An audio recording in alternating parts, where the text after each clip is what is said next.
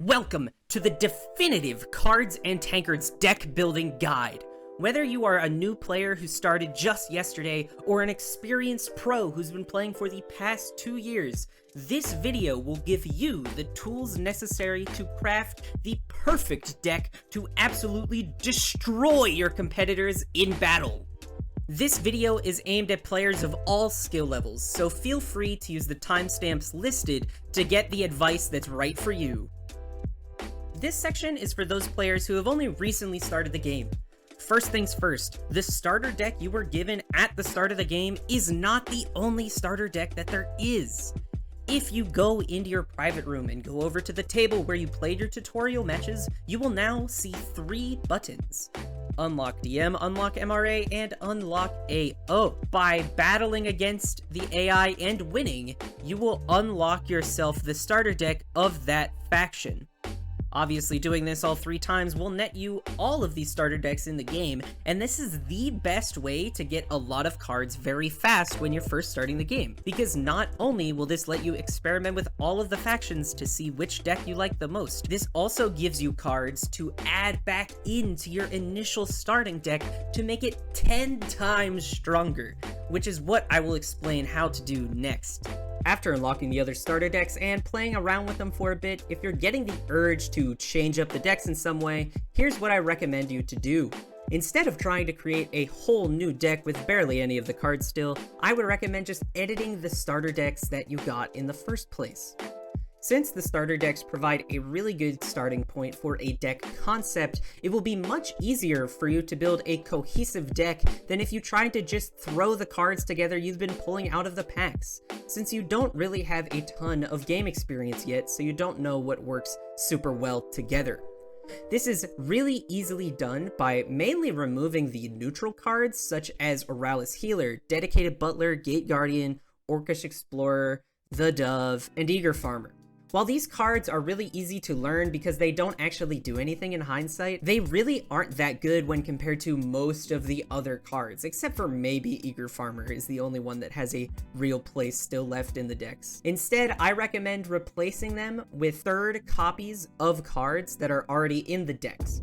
For example, adding like a third Dark Matter Blast to the Dungeon Master starter deck, adding Skywatcher Sentry or Dungeon Instigator, for the Plunder Guild deck adding a third Dead or Alive, and so on and so forth. I'm sure you get the idea from now. Or better yet, if you don't have those cards yet, replacing the neutral cards with cards from the other starter decks by using the secondary faction mechanic. Doing either of these things will give your starter deck a huge boost in power, and you should be able to see a big increase in the amount of games that you win just from these small changes alone. What you see on screen is, in my opinion, the best version of all of these starter decks when you're using a secondary faction containing cards from the other starter decks. That means that these are decks that everybody can make simply by unlocking all 4 of the starter decks and then just editing them to what you see on your screen now. Of course, these decks can still be improved upon if you happen to find other really good cards from the faction, but these were built under the idea that anybody could just go into the game, unlock the 4 starter decks instantly, and without any luck at all, instantly create these 4 decks to be able to have a much better time playing in your matches with decks that are just clearly more superior to these starter decks. As we transition from just editing your starter decks to building your first deck, I have one major tip for building a good deck faster. You need 2 things to actually make this tip work though. The first thing you need is a faction in mind that you want to make a good deck for and are willing to commit to making a good deck for this faction specifically. And second, you need to be willing to spend your gems. Basically, I'm saying use your starting 250 gems to get faction-specific packs for the faction that you want to make a good deck for. Because instead of getting 30 random cards that could be from any faction, instead you'll get 30 cards from the specific faction that you want to play, which gives you much more higher odds of being able to use those cards to build an actually playable, good deck instead of just having random cards from various different factions that you can only marginally improve your starter decks with. So if you're willing to spend your starting gems and have a faction in mind, go out and spend your next 5 packs worth to get those faction-specific packs so that you can get some more cards that will actually help you build a deck. Building your first deck can be very challenging because it's hard to know what you want to actually build your deck around, due to various still lacks of experience as well as not having all of the cards to actually be able to play around with. So here are some ideas to what you can structure your deck around for each of the factions, and some key cards you might want to use in these decks.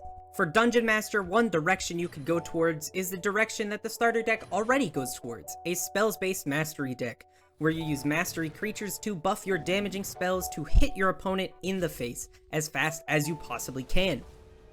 Another deck that you can consider is if you have Sir Enchanted Lich, you can play a very aggressive Lich deck, where you summon a bunch of low-cost creatures and then use Lich to sacrifice them off to gain your soul essences, and then have a turn where you swing up really big and really hard with these soul essences to hopefully crush your opponent again very quickly. If you're looking for a slower deck in the Dungeon Master faction, then try out a Bone Amalgamation deck, where you use cards like Apprentice Necromancer, Reconstructor, or Boons to Bones, Royal Crypt Guardian to get more Bone Amalgamates either on your board or in your discard pile in order to get really big, strong bone creatures that you can just keep summoning over and over and over again. If you're looking to build a Monsters' Rights Association deck, consider building an aggro deck, the direction that the starter deck already takes it, where you destroy your opponent as quickly as possible by using the mana ramp feature of MRA, as well as all of the small but really powerful creatures that MRA provides, such as Dungeon Instigator, Skywatcher Sentry, Monstrous Recruiter, and Energize Elemental, and the likes. Or if you want to play a slightly slower MRA setup, use Control Oozes, where you use spells to kind of stabilize yourself in the early game, and then use your ooze creatures to come out swinging hard in the mid to late game. Cards like Zealous Ooze, Gorging Jelly, and Acidic Overlord are the main cards that really get the oozes their kick. Or if you want something more combo driven that maybe your opponents won't suspect, try a Wings of Vindication deck. I know I have a video on it on my channel alone, but I really love Wings of Vindication, although it's just really hard to make work against the toughest opponents.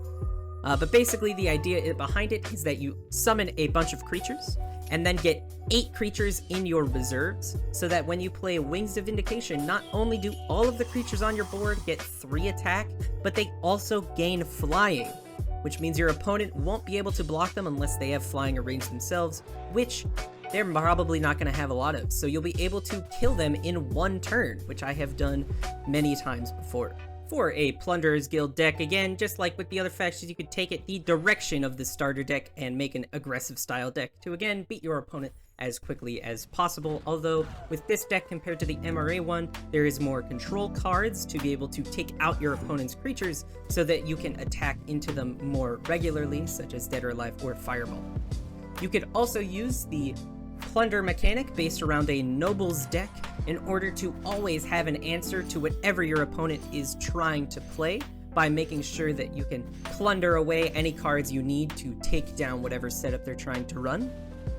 Or you could try building an Assassin's Strike deck to be able to eat your opponent down as much as possible through the Assassin's Strike card, which says whenever they draw it, they take damage. Although this deck is a bit harder to run in the current meta. For Augur Order, you could of course make a defensive acumen deck where your creatures have higher health than attack, so that when your defensive acumen comes into play, they attack using their health number instead of their attack number. Or you can try to make an Endless Merkband deck, where the more times you're able to draw Endless Merkband, the more copies of him you get, and the more times that you play Endless Merkband, the stronger all of your other copies become. So these cards can become very powerful for very cheap, as long as you can get the combo going.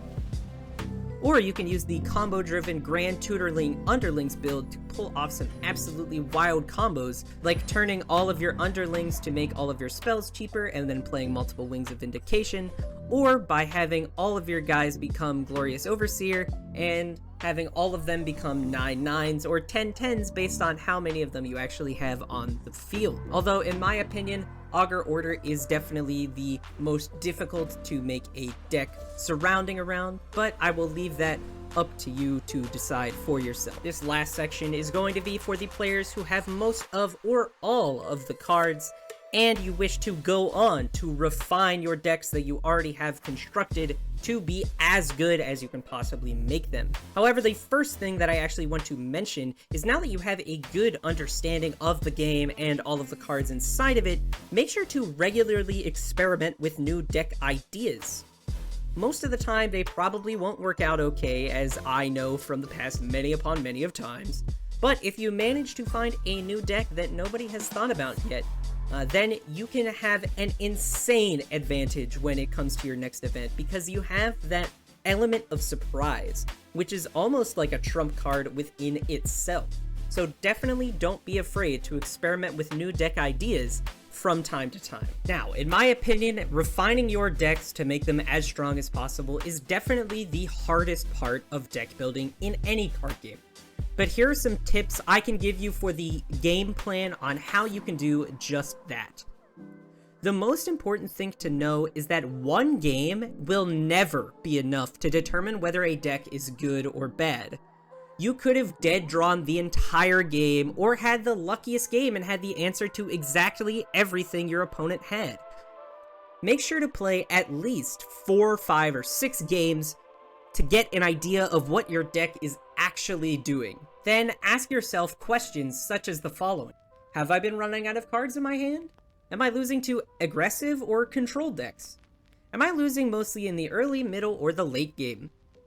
What cards do I not like playing even when they're in my hand? Questions such as these can give you the answers for what cards to test out in your next version of your deck.